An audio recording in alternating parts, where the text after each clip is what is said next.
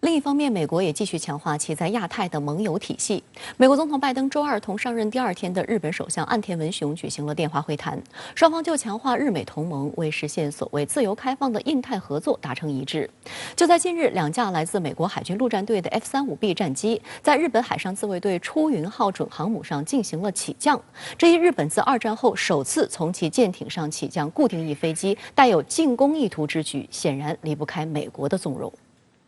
在周二长约20分钟的美日首脑通话中，拜登首先祝贺岸田当选日本新首相，并强调牢固的美日同盟是印太地区以至世界的和平、安全及稳定的基石。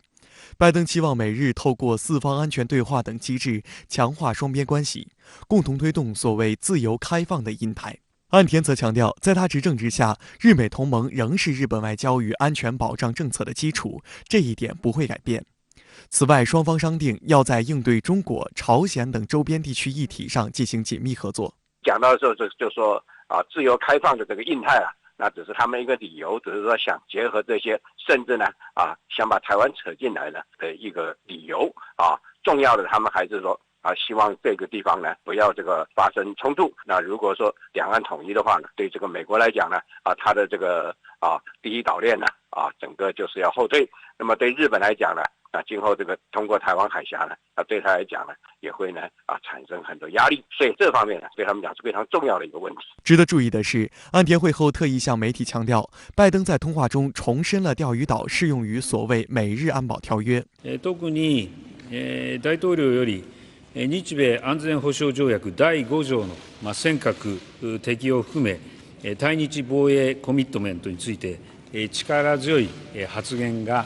ありました。外界注意到，白宫网站上对于美日领导人通话的内容简报，并未提及拜登对钓鱼岛问题的看法。针对美日屡屡使用所谓美日安保条约来炒作钓鱼岛问题，中国外交部发言人此前多次强调，钓鱼岛及其附属岛屿是中国固有领土，美日应谨言慎行，停止发表错误言论，以免使有关问题复杂化，给地区和平稳定带来消极影响。他讲的是什么？美日安保条约适用钓鱼岛，适用跟包括是不一样。适用反而就是明白表示说，你这个主权不是那个，但是你现在呢是有行政的管理权，所以呢也可以适用。所以美国并没有承认这个钓鱼岛的主权是那个，但是呢他也讲说，美国讲适用也可以安抚他国内呢一些右翼呢，所以他需要这个政治宣示，并不是实际上的一个作用。同一天，岸田还和澳大利亚总理莫里森举行了视频会谈，同样提到要实现所谓自由开放的印太，加强所谓美日印澳4国机制的合作。日本共同社的报道称，日澳领导人还在谈话中强烈反对在东海和南海进行所谓单方面改变现状的尝试以及经济胁迫。尽管没有直接提及中国，不过共同社认为，两国对东海、南海议题的联合炒作就是在暗中针对中国。日本和澳大利亚呢，又都是海洋国家，所以呢，日本特别希望呢，能够联合澳大利亚，发挥呢澳大利亚在南海地区，等等呢，这些方面，也就是说，针对中国前沿地区遏制中国的作用，再加上呢，澳大利亚它的政治文化比较激进，比较呢容易冲在前边，所以呢，就这个方面来说呢，日本呢它的重点，在印太地区，最重视的除了美国以外呢，那就是澳大利亚。分析指出，岸田将上任后头2通电话打给美国和澳大利亚，其目的不言而喻，就是为再次确认4方安全对话机制，重申日本与盟友及伙伴在印太地区的合作。上月23日，日本时任首相菅义伟在下台前专程赴美，出席4方安全对话首次线下领导人会议。岸田上台后首先与美澳领导人通话，是有意表明自己将继承菅义伟在会议上与其他3国达成的共识。另一方面，岸田优先稳固印太地区的盟友伙伴，也意味着其内阁将安保置于内政外交政策的优先级。日本防卫省周二证实，2架美军 F-35B 隐形战机周日在日本海上自卫队准航母出云号上进行了起降试验。这是日本自2战后首次从其舰艇上起降固定翼飞机。值得一提的是，日本和平宪法禁止日本拥有攻击性航母。但日本防卫省狡辩称，由于出允号上不会一直搭载部署 F-35B 型战机的部队，因而算不上攻击型。日媒指出，日本政府一方面否认出允号是攻击型航母，另一方面也承认，由于防御型装备可以转为攻击用途，因此难以区分哪些装备是攻击型，哪些是防御型。事实上，近年来日本政府架空和平宪法的专守防卫理念，投入巨额军费改造驱逐舰，打造事实上的航母，以实现海上起降战机。岸田文雄担任日本首相后，外界高度关注其对华政策走向。外界注意到，尽管岸田主张与中国继续对话，但从其新组建的内阁构成来看，多数还是对华强硬派。日本共同社评论称，对华政策和平衡外交将成为岸田的最大课题，在谋求与美国等民主国家团结的同时，也将探索避免与中国产生彻底对立的平衡外交。岸田在就任后举行的记者会上被问及对中国能否加入全面与进步跨太平洋伙伴关系协定时，岸田就声称，在重视国有企业和知识产权保护等方面，中国难以满足 CPTPP 要求的自由贸易标准。不过，彭博社的报道认为，虽然岸田在 CPTPP 的问题上对华做出强硬表态，但实际上，岸田有改善中日关系的意愿，并具有部分有利条件。首先，岸田派具有对华友好的传统。其次，目前中美关系出现缓和，美国给日本的压力不会太大，日本右翼也就很难利用美国因素来煽动反华。更重要的是，岸田的政策方向具有务实和重视经济的特征，即便在疫情冲击下，日本经济全面萎缩的情况下，中日贸易仍逆势增长。观察人士指出，要恢复日本的经济，就必须改善中日关系。中国呢，又是日本最大的市场，日本20%以上的进出口的贸易都要依赖于呢中国市场，它又不能够丢弃掉这样一个市场。所以呢，当去年菅义伟对中国比较强硬的时候，安倍呢还有些不太满意。说呢，这不符合日本国家利益。实际上呢，安倍呢，他就是要实质上和美国绑定，但是表面上呢，又在中美之间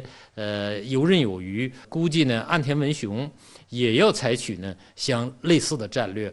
只不过呢，他能不能够拿捏得得体，能不能够拿捏得有分寸，这就看他的手段和他的领导艺术了，能够使两国的关系有所改善，而不是呢进一步走向对抗和对立。相关话题来连线特约评论员吴健，吴先生您好。日本第100位首相岸田上位，其实我们关切岸田执政，更在乎他如何处理日中关系。目前来看呢，政冷经热又是岸田政府给我们发出的印象。那您觉得这种状况会持久吗？我的看法，经热到了一定的时候，正热同样可期。就在岸田获胜之际，京都大学的教授中西宽就指出，为美国马首是瞻的日本心里很明白，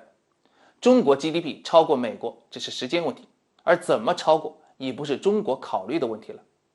就像10年前中国的 GDP 超越日本一样。他特别点出，日本长期对强大中国的不适应症，已严重伤害到自己的发展。我的看法，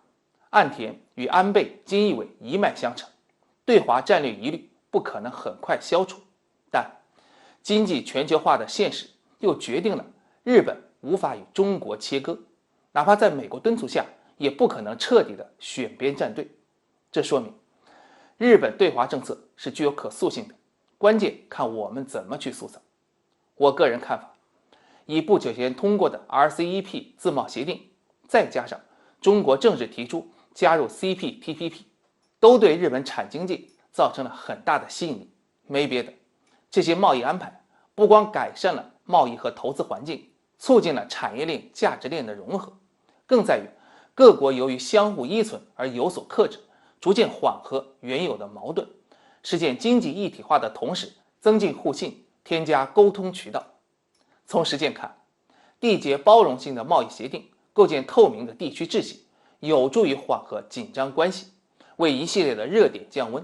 就像岸田的前任菅义伟所承认的，中国连续12年保持日本第1大货物贸易伙伴国的地位，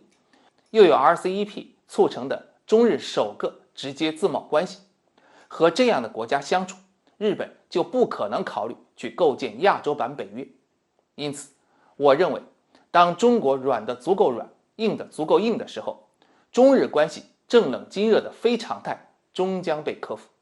我们还注意到呢，岸田在日本政界有亲台的标签，而且上任后与美国总统通电话，又反复强调美日安保条约第5条适用钓鱼岛。您对此又是如何看？这让我想起岸田上台前夕，日本所发布的最新版防卫白皮书，里面不仅首次写进了台湾周边局势内容，还话里话外的将钓鱼岛争端与台海局势一体化。这种把钓鱼岛问题和台湾问题捆绑，实际上是促使中日的主权安全问题国际化。岸田的这番操作是这一策略的新表征。而日本政界呢，他的对华鹰派已形成这样的思维，那就是对华示强，远交近攻，借钓岛台岛问题发难，既能防止中美的靠近，引导美方在钓岛台岛的问题上明确表态，确立日美联手对华的战略格局，又可以通过挑唆中美对立，借中国崛起提升日本在美盟体系的地位。请注意，在今年的6月，日本的副防相中山泰秀居然喊台湾是日本的亲密兄弟，台湾若不保，冲绳美军也会遭殃，话里话外都要怂恿美国插手台湾问题。今天岸田反复强调，美国重申了安保条约第5条适用钓鱼岛，无不暴露出日本要把美国架到火上烤的架势。